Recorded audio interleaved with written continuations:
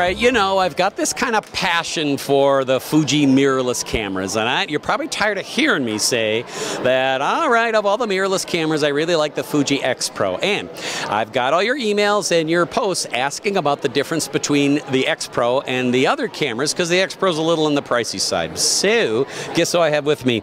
This is Kayce Baker, a longtime friend of mine, a wonderful photographer, and she happens to be the boss here at Fuji, right? Oh, yeah, let's not go crazy. I'm not exactly the boss, but it's somewhere in the middle. What's your official title for Fuji? I'm the director of marketing for professional digital cameras. Well, there you go. And guess what else? She knows this line top to bottom. And when I have questions, it's really nice to be able to go to somebody whom I know and I trust and say, hey, I need to be able to do this. What's the right tool for me to use? And you've always been there to help me out, so thank you.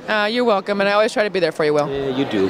Okay, X-Pro, top of the line. It's got that gorgeous high-bid viewfinder. It's got that wonderful Fuji chip in there. It also uses the Fuji lenses, and they are their own lens mount. They're not Micro Four Thirds lenses, and they're wonderful. And Fuji is expanding their line as they go, but the X-Pro is a little pricey. Street price, by the way, right now on Fuji X-Pro? On the body only is $13.99. Okay, so it's come down a little bit since it came back out, but the next one down I'm also familiar with. That's the XE1. And can you give me the prime differences between the X-Pro and the XE1? I most certainly can, Will. The insides are basically the same. So you're talking about the 16.3 CMOS chip, the X-Trans sensor, APS-C size. The primary difference, as you can tell right here, is that there's no optical viewfinder. Right. There is, however, a 2.36 million dot OLED. So it's very crisp, very clean. The color rendition is fantastic. So those people who can actually live without an optical viewfinder, this is really the way to go.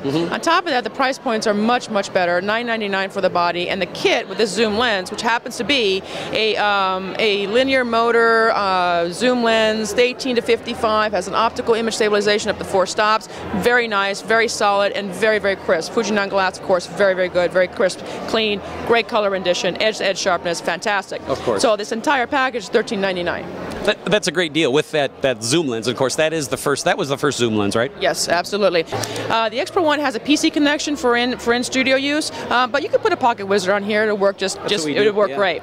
The other feature for this camera, considering it's got 1080, it's got a microphone jack here. So if you're using video and you need the microphone option, it's great for audio in. Yeah, absolutely. It's really like having an X-Pro1, only lighter and more compact.